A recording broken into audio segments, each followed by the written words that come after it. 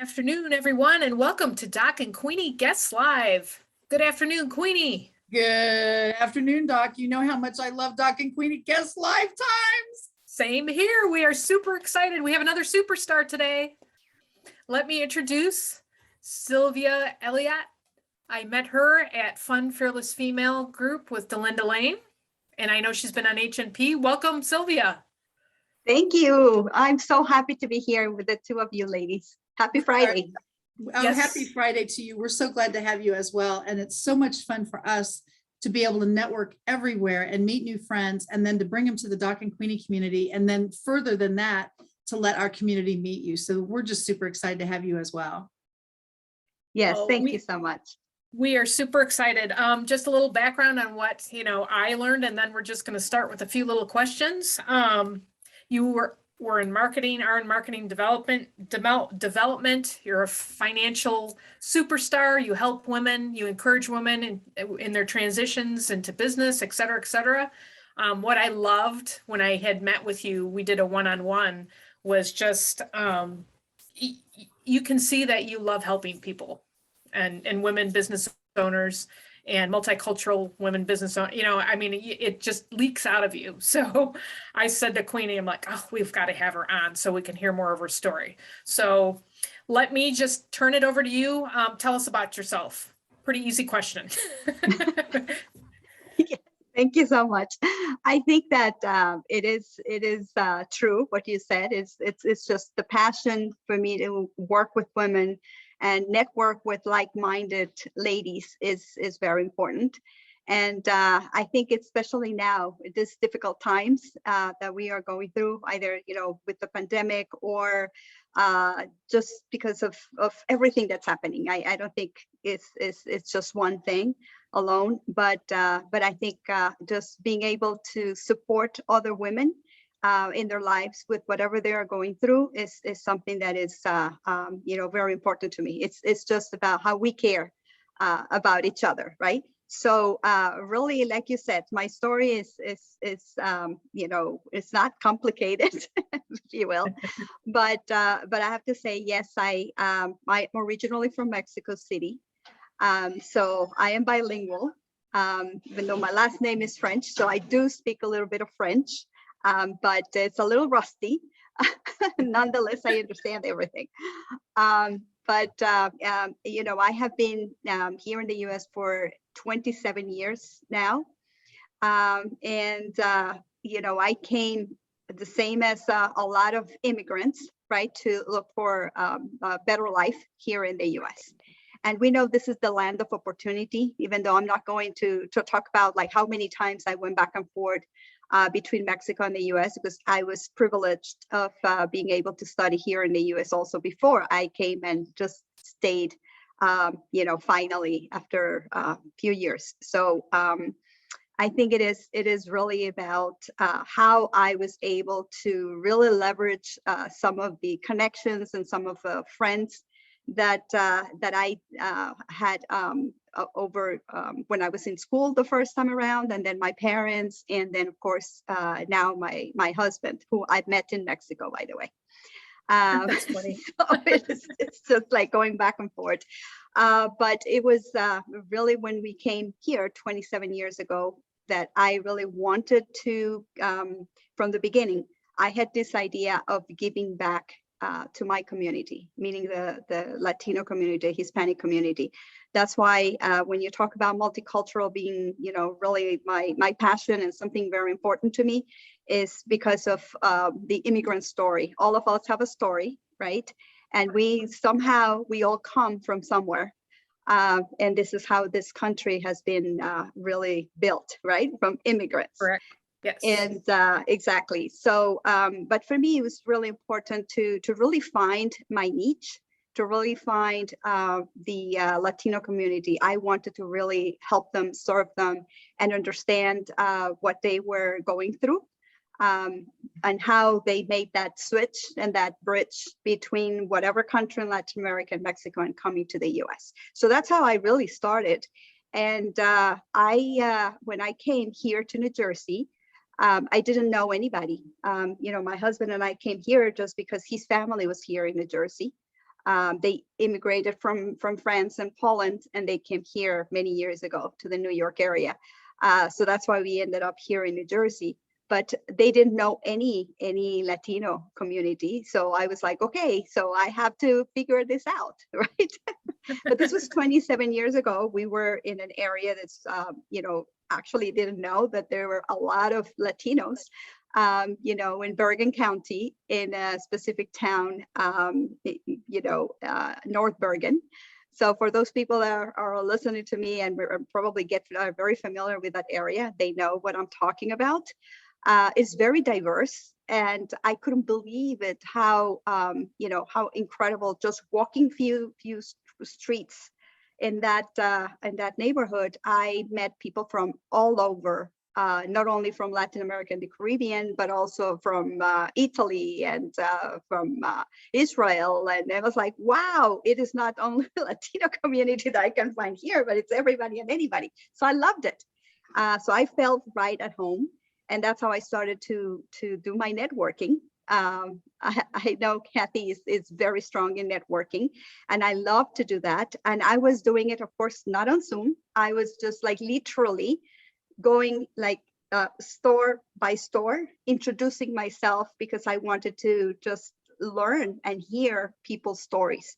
So I'm a storyteller, and I love that. My background is in marketing, as you know. I just like really was very, very interested in learning other people's stories at the same time. So to make a long story short, when I was doing that, I said, I really want to do something bigger than just meeting people door to door.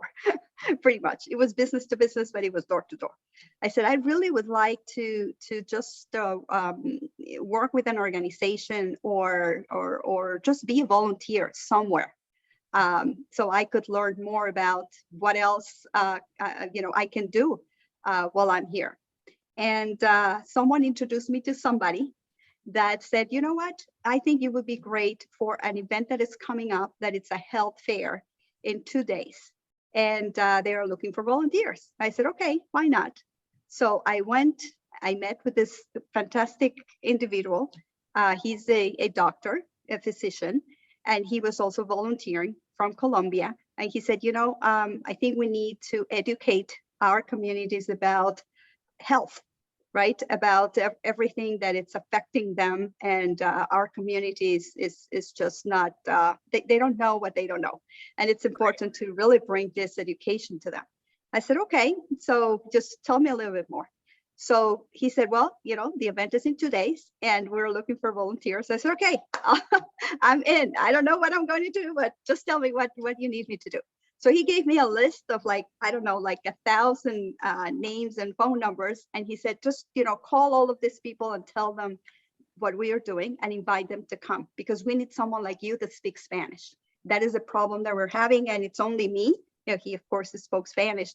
And he says that I have other 2 volunteers that are running around like crazy, trying to coordinate with the hospitals in the area, because this is going to be free screening for all for this health fair. I was like, okay. So I started literally on the phone. I was like, okay, just tell me what to do, what to say.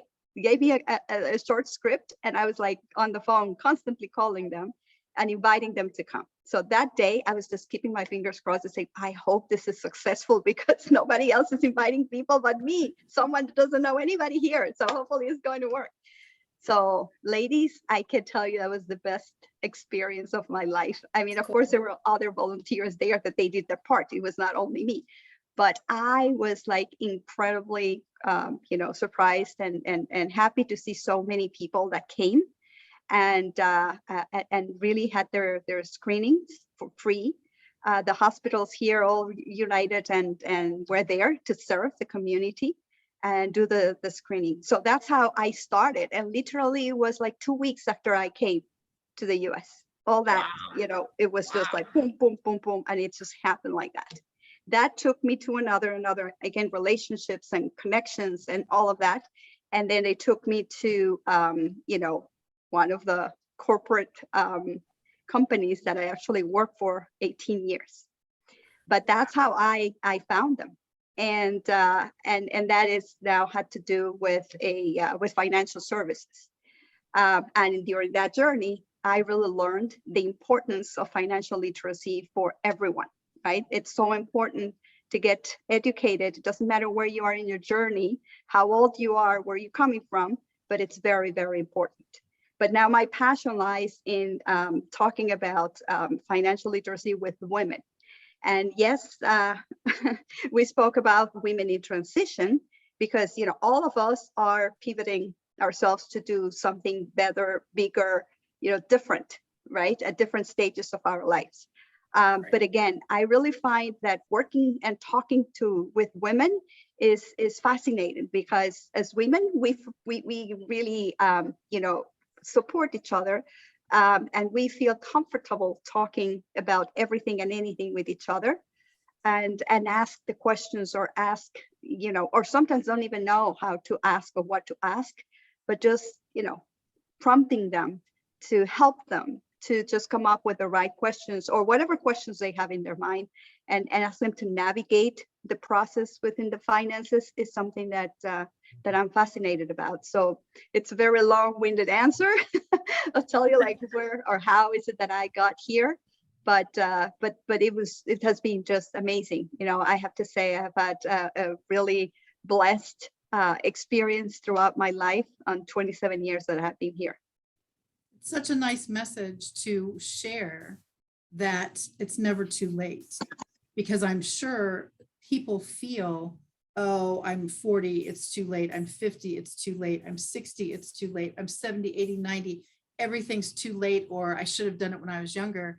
And if you seem to be so transparent and so open to hearing someone's story and where they actually come from, and it's never too late. That's a beautiful message. Yes, thank you, Kathy. I agree with you.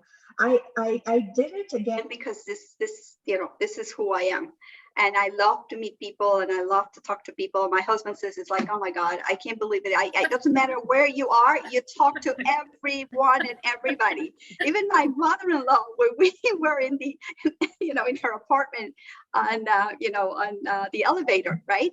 When you go inside of the elevator, ladies, you tell me, what do you do when you go inside an elevator and there's another person in the elevator? The first thing that you say is good morning, good afternoon, right? Yes. Whatever Yes. it is. Yep. I would go in the elevator, I would see all these people and nobody would say anything. And I would look at everybody. I was like, what's wrong with you? Good morning, good afternoon. How is everybody doing?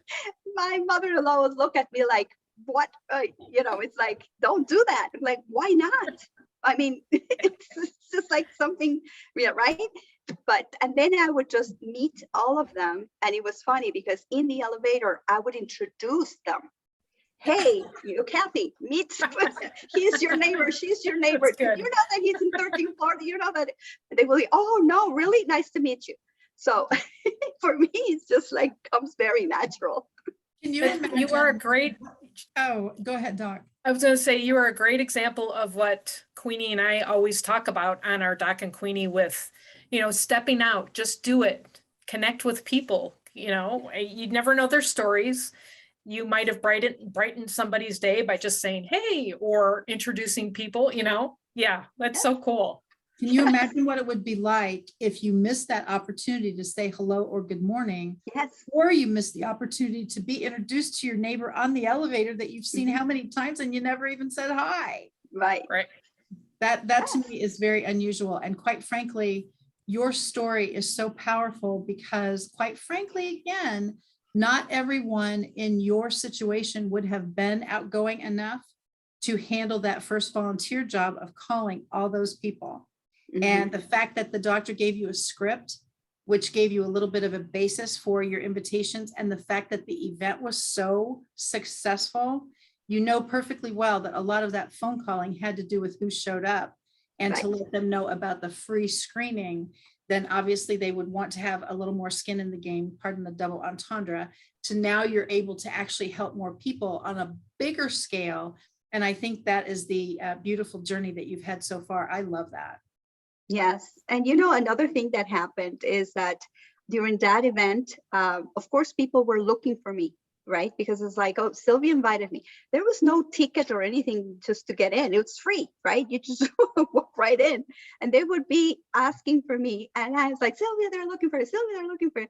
And my husband again would say, it's like you're a celebrity. They don't know who you are. And I'm just like, everybody's looking for you.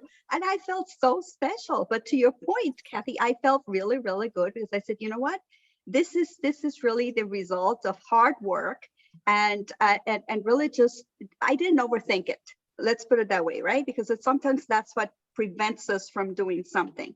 I would have, maybe got frozen when he would give me that list and say, call these people, and I would be like, what am I going to say? But no, I was just so excited for the opportunity, and because I was eager to help. And when I've heard what they were going to do, and I wanted to meet so many people I wanted to help, I said, this is what is given to me, right? It's like, God sent me this. I didn't really didn't know what I was going to do. I just found that when I walked the street and I found somebody that says, hey, this may be good for you. And it is just, at least, I like to share that story every time that I can, because to your point, it's never too late. But also don't overthink things, right? Or don't feel like you don't know what you don't know again, but you need to just get out and just go with your day, but with the intention that you want to do something good that day, and you are going to be given, it's going to be given to you, just with the right attitude. Just go out at it, and then you will get it. And that's how I felt, because I wasn't really, scared of talking to people. Besides, it was in Spanish. Number two, I knew that this was going to help them. So it was not about me, it was about them. And then just inviting them to something that, of course, was for free and to help them in their lives with their health. There were situations there during that day that, of course, when they were doing the screening, they were not giving them the results right there and there. We know how that works. But someone came to me and said, oh, this is great, but can you tell me what is going to happen if, when I get those results, it just turns out to be negative? Because this was for, cancer screening, mammograms and things like that. And I looked at that woman, I said, I don't really know, but you are raising a good question. So what did I do? I went to, my friend, and I said to the doctor, I said, hey, this is what they are asking me. What is going to be the follow-up like if they get the results? And he said, well, that's up to the hospitals. Right now, this is the screening. And I said, but we cannot do, like halfway service. If there is something wrong with a person, there must be a follow-up. How are they going to be, helping these people? I don't know what the percentage of people would just, the results would be something negative, right? But what are we going to do? So I was so worried about that. And I asked that woman to give me her information and to keep me posted. To make a long story short, it just turned out that she had cancer. And she, of course, did not have the money to do anything. She didn't have health or life insurance, nothing.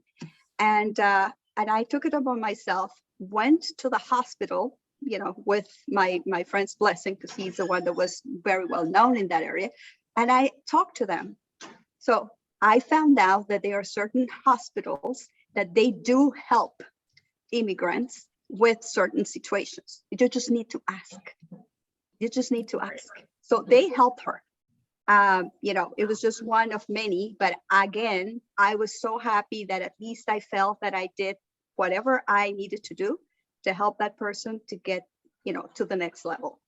I imagine most of your clients come from referrals, because it sounds like the clients that you have absolutely love you and what you have done for them.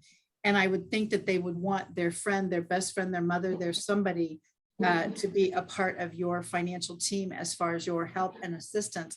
I think this is phenomenal, Silvia. I really do. And the fact that you're able to help people, but ladies especially, and immigrants especially also, this is just huge for me. And it's a very large eye opener, actually. And I'm very thrilled for your success. So, of course, we're kind of running out of time, but Which That I don't, always happens. That it always happens this way because we could I'm just sit sorry. here for hours, I mean, and just keep asking questions. What Uh-huh. is one, and I'm trying to come up with, how can people reach you? Let's start with that. Yeah. Because I was going to ask you another question, but I'm like, we're out of time. So we'll just have to keep talking outside of Guest Live. So Yes. how can people reach you, Silvia? Thank you. Well, I mean, the best way to reach out to me is via LinkedIn. Okay. It's my name. It's there. It's Silvia Eliat. But they can find me on LinkedIn first and foremost. This is how I really decide to to really market myself through LinkedIn. 'Cause it's a business setting, and but I can give my email address as well, which Okay. is Eliat, was my name, Eliat, ELIAT @financialguide.com. Okay. Beautiful. All right. Well, everybody, it looks like we've run out of time, and this has just been a special treat for us. We so appreciate you telling your story and enlightening everybody that's watching this, whether it's live or on the replay.